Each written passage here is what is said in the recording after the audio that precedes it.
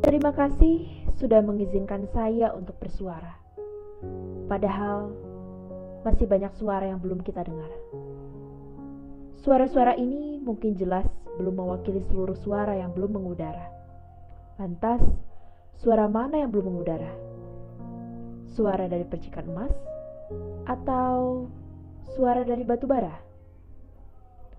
Perilaku bumi Nusantara masih gak habis terus mengolah perbedaan. Yang jelas, ini perkara manusia tentang kesamaan dan kemanusiaan. Karakteristik bumi Nusantara menyamaratakan apa yang seharusnya gak disamakan. Kayak misalnya sebuah pandangan. Pandangan itu kecil bro, tapi bakalan jadi besar kalau kita gak menyehatkan pandangan kita. Gak semua kan yang kulit hitam itu buruk.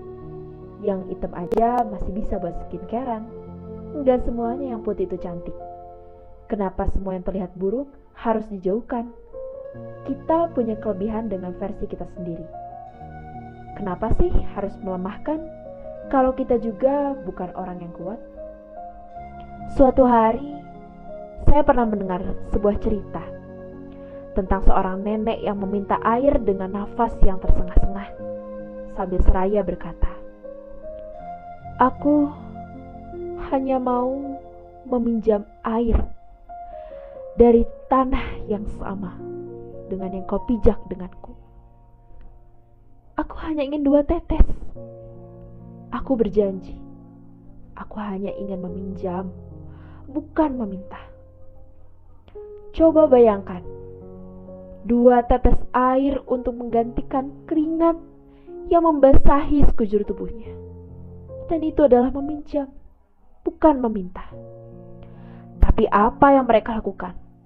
Mereka menendang, tak mempedulikan. Saya iri dengan mendahulukan yang mengeluarkan hanya 1 mili keringat saja. Aku hanyalah batu bara yang menjadi beban negara. Tidak mendapat kenyamanan, menangis dalam persemaian, tanpa minta belas kasihan. Hanya butuh sedikit keringanan, yaitu menjadi bagian dari persamaan. Merujuk pada kata persamaan, masihkah hal tersebut terjadi pada negeri tercinta ini? Setelah tragedi Trisakti yang geger karena menewaskan 4 mahasiswa Trisakti, memicu gelombang demonstrasi mahasiswa di berbagai kota yang sudah bergulir sejak akhir 1997 ketika krisis ekonomi mulai terjadi di Indonesia. Cara-cara apapun yang menindas kemanusiaan sama saja dengan menindas engsel harkat dan martabat dirinya sendiri. Bagaimana mau menghormati persamaan? Rasa kemanusiaan saja lemah. Masa iya warga plus 62 hanya berdiam diri melihat orang yang tertabrak? Lucunya, ambil kamera langsung cekrek. Ingin jadi wartawan pertama yang beroperasi mengeluarkan berita. Apa kepentingan kita untuk melakukan tugas tersebut? Kita sama saja dengan para penjajah yang mau memperkerjakan manusia. Bukannya sama saja dengan penjajah yang memasukkan ribuan manusia ke dalam gua pendek dan pengap? Bukankah sama saja dengan perlakuan mereka yang semaunya mengendalikan wanita?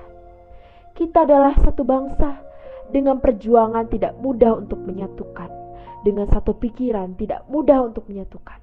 Apakah kita saat ini dengan mudah mau merobeknya? Pancasila adalah karakter kita, suara kita, harapan, kepribadian, dasar, perjanjian luhur, etika dan ilmu kita. Apa yang kau lakukan kepada mereka apakah akan terasa berbeda jika kau juga merasakan perlakuan buruk? Memanifestasikan diri dengan menjaga persamaan dan kemanusiaan adalah kemanusiaan yang adil dan beradab. Ya, itulah nilai kita. Menjaga kesucian Pancasila adalah menjaga diri kita.